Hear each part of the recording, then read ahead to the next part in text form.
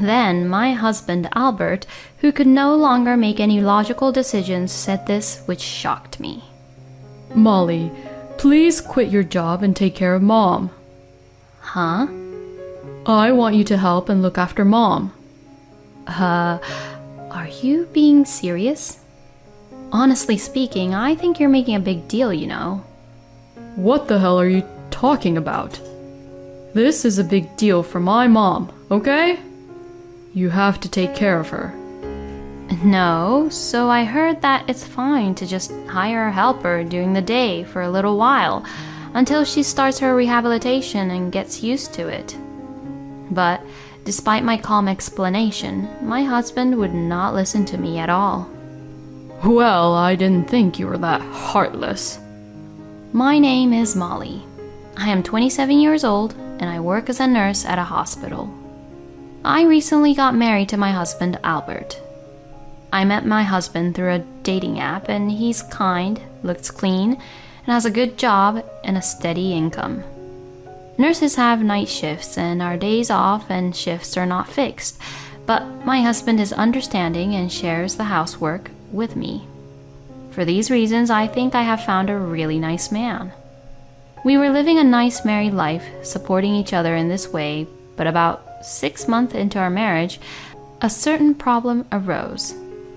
It was when we visited Albert's parents on New Year's Day.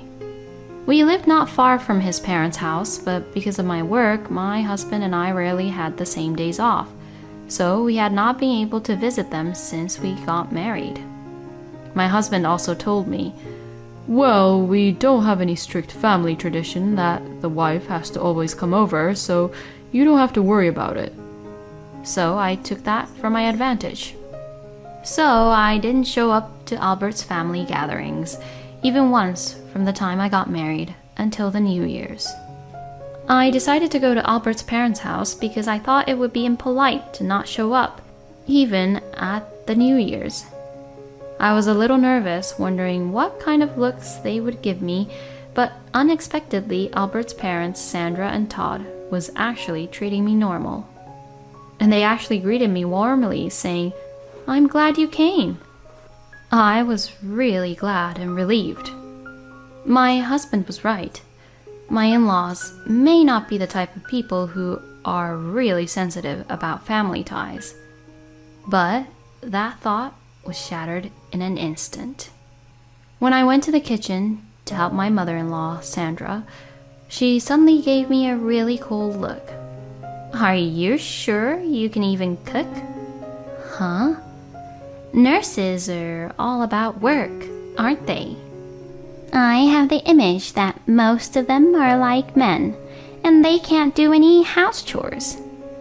I was single for quite some time, so I'm pretty used to cooking for myself. "Oh, is that so? But I don't really want to eat what you cooked." "Then should I not help you out here?" "Do as you please. But if you don't help me around here, I tell all my neighbors that you're such an uncaring wife." I really couldn't believe my ears. Is it possible for someone like Sandra to say such terrible things? I thought maybe Sandra was angry at me because I didn't visit her and her husband very often after my marriage with Albert. If that's the case, then my husband wasn't right after all, huh? After that, I thought that I had made a bad impression to Sandra and tried desperately to make up for it. I helped with the cooking, poured drinks for both Sandra and Todd as soon as they finished their drinks, and took the initiative to wash all the dishes. I tried to anticipate what my in-laws wanted next and acted accordingly. I think I was so fully engaged physically and mentally that I could hardly concentrate on eating what I had on my plate. Despite that, my husband was happily drinking and sleeping around, being very oblivious to my situation. We walked over to Albert's parents' place, knowing that Albert might drink today, so it was fine that we could just take a taxi back home. But how could he be normal about leaving his own wife alone with his parents and just get drunk and sleep around? Seeing him being like that way, I felt like he didn't care much for me and began to feel like I couldn't trust much as I did compared to before. If I were to trust my husband's senses regarding the relationship with his parents, it could also make Sandra and Todd's impression towards me even worse. I had to deal this issue on my own. Since then, I had made an effort to get to know Sandra and Todd as much as possible.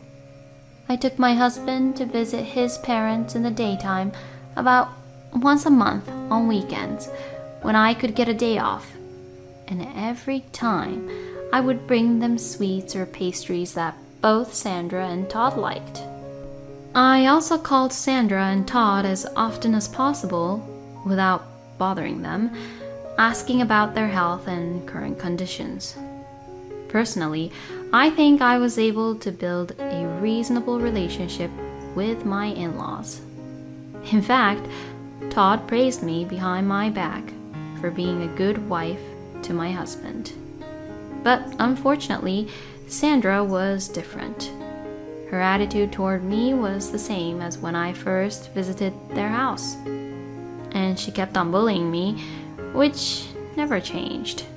And one day, I went to pick up a suitcase, which was used for a business trip that my husband had left at his parents' house and forgotten to bring back.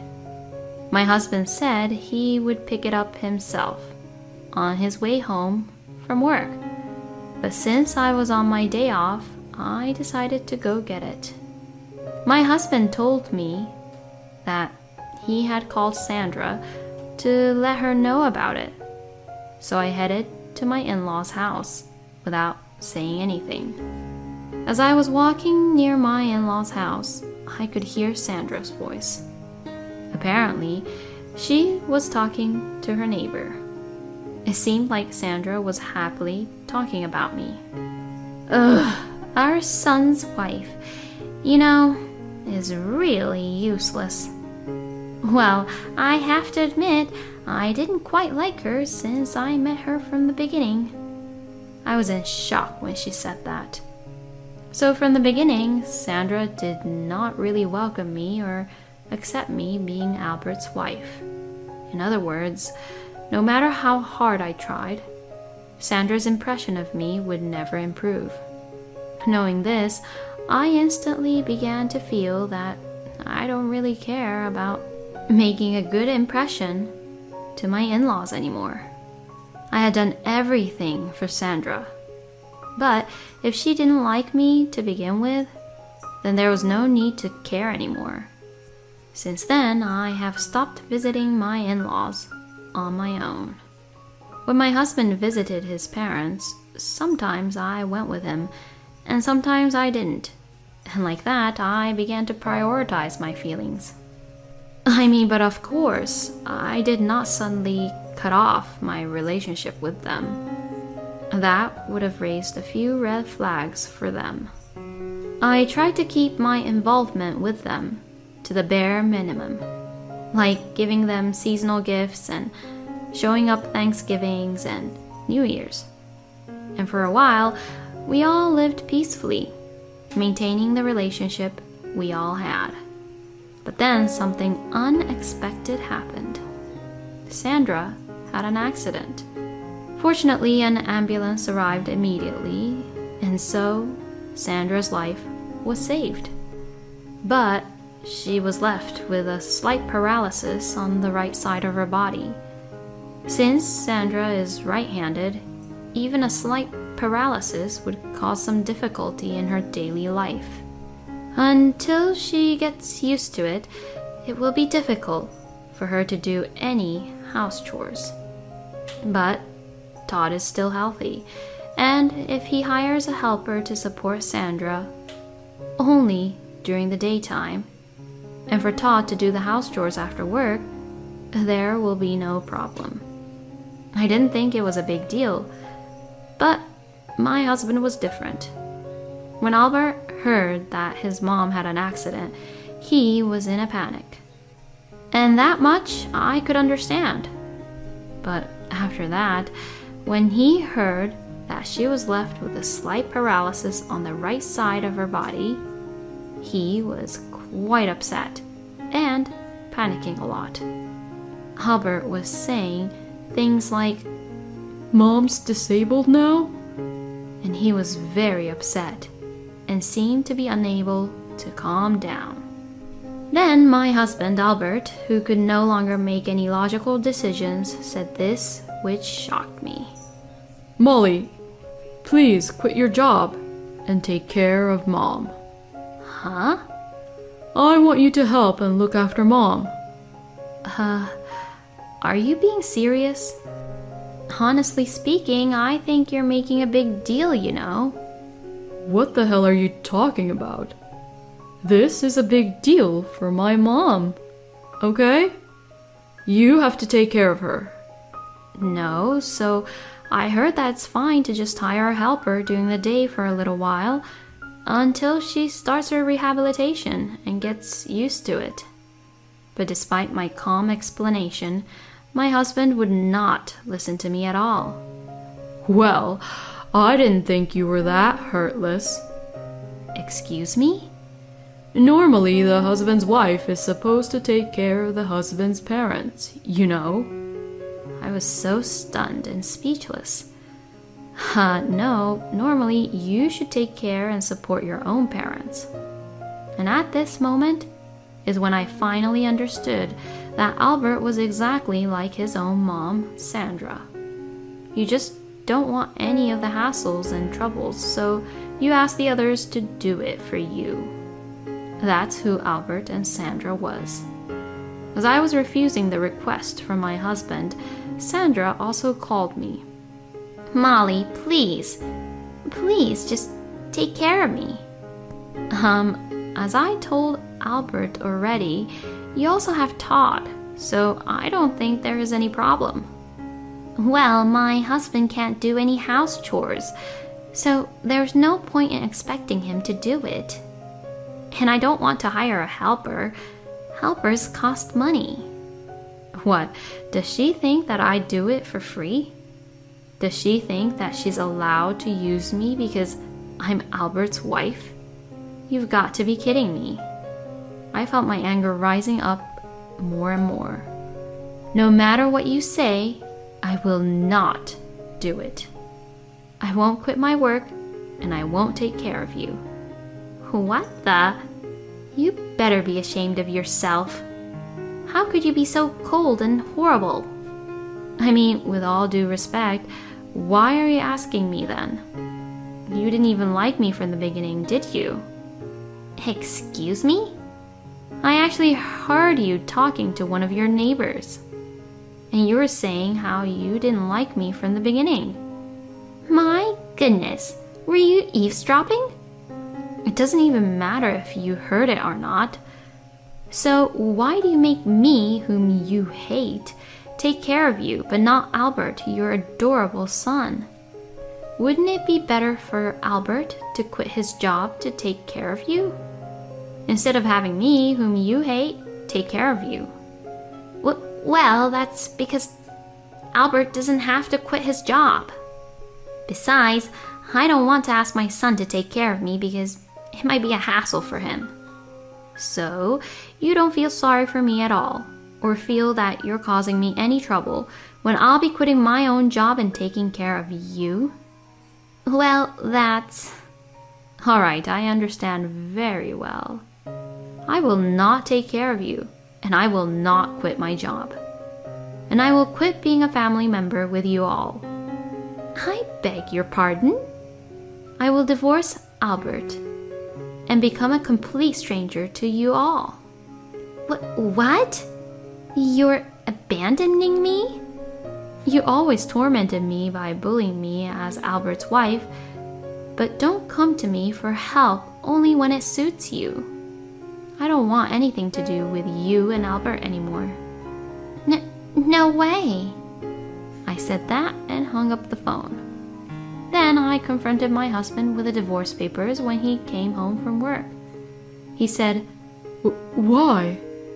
but I didn't want to explain anymore, so I said, "Why don't you ask your mother?" and began to pack my bags. Before leaving home, I threatened my husband that if he did not agree to divorce, my lawyer would send a content-certified letter to the company he works for. And finally, I received a notice that my husband and I were complete strangers. After that, I heard that Albert and his family didn't really have any good life after that.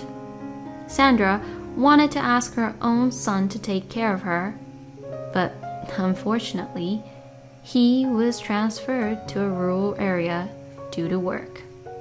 And her husband cannot do any house chores at all. Therefore, her husband has apparently abandoned looking after Sandra and doing any house chores from the beginning. Nevertheless, Todd would say that he would have a helper take care of Sandra only during the day, since having a helper would cost a lot of money, and like that, Sandra is only taken care of by a helper during the day, and there's no one at all to help her at evening. And because of this, she has been peeing on herself frequently, or she is not able to eat dinner properly, and Sandra has become mentally distressed and has begun to be very antisocial. After telling me what has happened, Albert would still ask me to help Sandra out, and I would say only one thing: you should quit your job and support her, and hung up the phone. I then blocked my ex-husband's number. I am now a divorcee, but my job is stable, and I am not depressed at all. In fact, I think it was a good experience for me to find my next partner. If I find someone I want to marry next, I will try to get to know their parents as much as possible before marrying him and see if we can build a good relationship. Since I am still in my 20s, I will not give up on love and work, and I will continue to enjoy myself and aim higher and higher. Thank you for watching until the end. Please subscribe to our channel. We hope to see you in our next video.